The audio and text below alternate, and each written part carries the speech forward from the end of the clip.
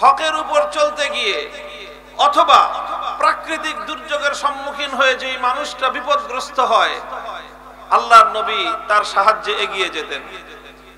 কাজেই একদিকে যারা আজকে প্রাকৃতিক দুর্যোগের শিকার, তাদের সাহায্যে এগিয়ে যাওয়া এটা আমার নবীর অনেক বড় আদর্শ। আপনারা জানেন যে বন্ধু নামি শত্রু প্রতিবেশী।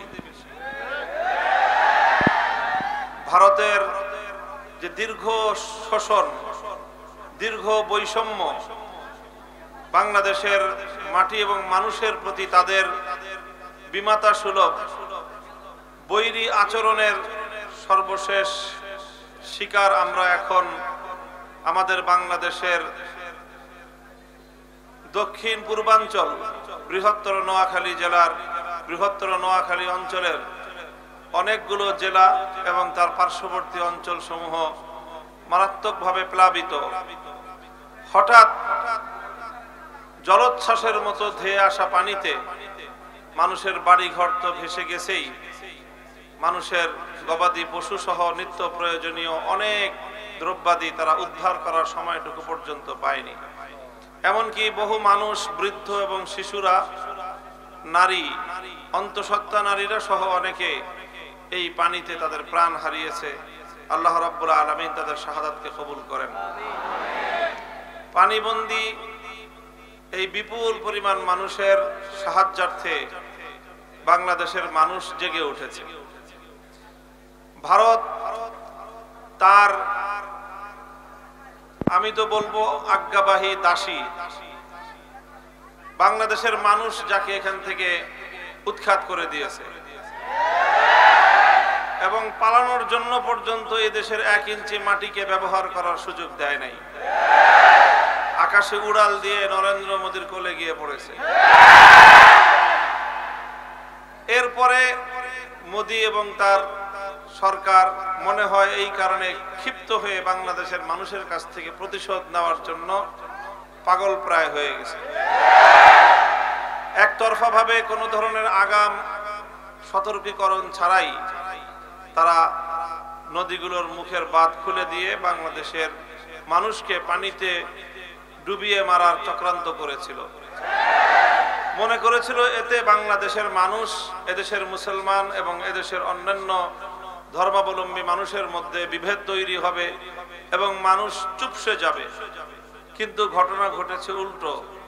তারা দেশের মানুষকে দাবায় রাখতে চেয়েছিল। এখন গোটা বাংলাদেশের মানুষ ঐক্যবদ্ধভাবে আরো বেশি জেগে উঠেছে। সারা দেশের মানুষ, বিত্তবান বিত্তশালীরাই শুধু না, বড় লোকরাই শুধু না, দরিদ্র সাধারণ মানুষ, নিম্নবিত্ত মধ্যবিত্তের মানুষেরাও আজকে পানিবন্দী মানুষের জন্য তাদের সাহায্যের হাত বাড়িয়ে দিয়েছে। সারা দেশ আজকে একটি বিষয়ে ঐক্যমত যে আমাদের বানভাসী এই মানুষদের পাশে আমাদেরকে দাঁড়াতে হবে। অভূতপূর্ব সাড়া জাগিয়েছে এবং সবচেয়ে বড় বিষয় হলো এই প্রাকৃতিক দুর্যোগের সময় দুর্যোগ কবলিত মানুষের পাশে সকল শ্রেণী পেশার মানুষেরাই দাঁড়িয়েছে। আর তাতে উল্লেখযোগ্য পরিমাণ চোখে পড়ার মতো অংশগ্রহণ ইসলামপন্থী আলেম সমাজের। আলেম ওলামায়ে কেরাম বরাবরের মতোই মানুষের যে কোনো দুঃখ দুর্দশায় তারা সবার সবচেয়ে আগে এগিয়ে যায়। আগাবে না কেন? কারণ এটা না করলে তো আসলে সত্যিকার একজন আলেম হওয়া যায় না। আমরা যেই নবীর ওয়ারিস, আমরা যেই নবীর উত্তরাধিকারী, আমাদের সেই নবীর সম্পর্কে, তার জীবনের সবচেয়ে বড় মূল্যায়নকারী, নবীজিকে যিনি সবচেয়ে ঘনিষ্ঠভাবে সবচেয়ে দীর্ঘ সময় দেখেছেন, তিনি হলেন নবীজির সহধর্মিনী, জীবন সঙ্গিনী, 25 বছরের অর্ধাঙ্গিনী উম্মুল মুমিনিন হযরত খাদিজাতুল কুবরা রাদিয়াল্লাহু তাআলা আনহা, নবীজির স্ত্রী।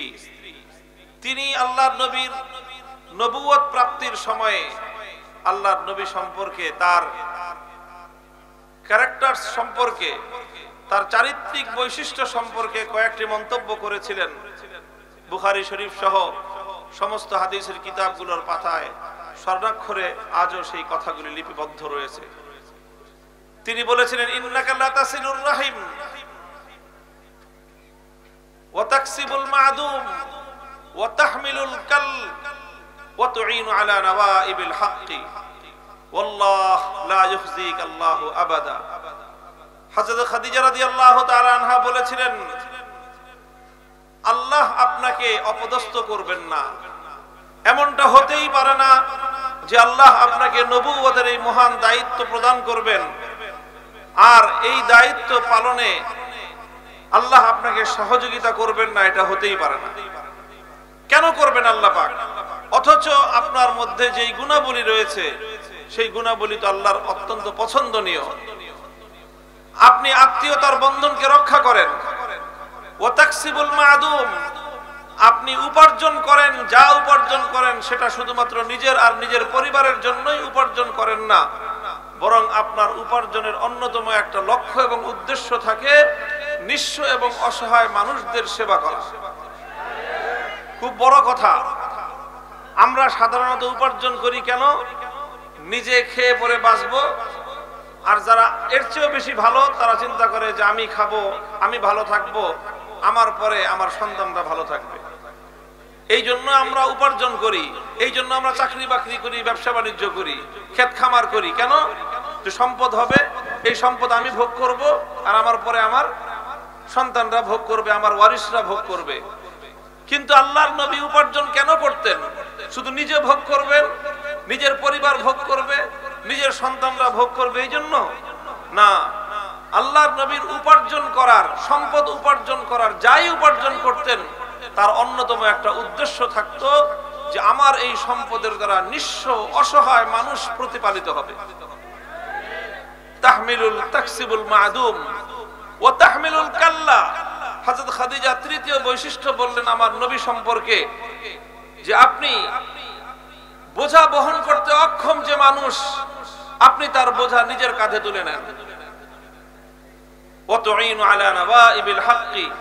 সর্বশেষ যে বৈশিষ্ট্যটি আল্লাহর নবীর বলেছিলেন হযরত খাদিজা রাদিয়াল্লাহু আনহা, সেটি হলো যে প্রাকৃতিক কোন দুর্যোগ যখন মানুষের উপর চলে আসে অথবা কোন মানুষ যখন হকের উপর চলতে গিয়ে কোনো বিপদের সম্মুখীন হয়, তখন আপনি সেই মানুষটার সাহায্যে সবার আগে আপনি এগিয়ে যান। লক্ষ্য করেন, হকের উপর চলতে গিয়ে অথবা প্রাকৃতিক দুর্যোগের সম্মুখীন হয়ে যেই মানুষটা বিপদগ্রস্ত হয়, আল্লাহর নবী তার সাহায্যে এগিয়ে যেতেন। কাজেই একদিকে যারা আজকে প্রাকৃতিক দুর্যোগের শিকার, তাদের সাহায্যে এগিয়ে যাওয়া এটা আমার নবীর অনেক বড় আদর্শ। সেই সঙ্গে যারা হকের পথে চলতে গিয়ে বিপদগ্রস্ত হয়, হকের পথে চলতে গেলে বিপদ আসবে, এটাই পৃথিবীর ইতিহাস। হকের পথে চলতে গিয়ে হযরত ইব্রাহিম আলাইহিস সালাতু ওয়াস সালামকে নমরুদের আগুনে নিক্ষিপ্ত হতে হয়েছিল। হকের উপর চলতে গিয়ে হযরত মুসা আলাইহিস সালাতু ওয়াস সালামকে ফিরআউনের অনেক জুলুম এবং নির্যাতন সহ্য করতে হয়েছিল। হকের উপর চলতে গিয়ে হযরত মুসা আলাইহিস সালামকে কারুন কর্তৃক অপবাদের শিকার হতে হয়েছিল। হকের উপর চলতে গিয়ে হযরত ইউসুফ আলাইহিস সালাতু ওয়াস সালামকে কারাগারের অন্ধকার প্রকোষ্ঠে নিক্ষিপ্ত হতে হয়েছিল। হকের উপর চলতে গিয়ে হযরত জাকারিয়া আলাইহিস সালাতু ওয়াস সালামকে দ্বিখণ্ডিত হতে হয়েছিল।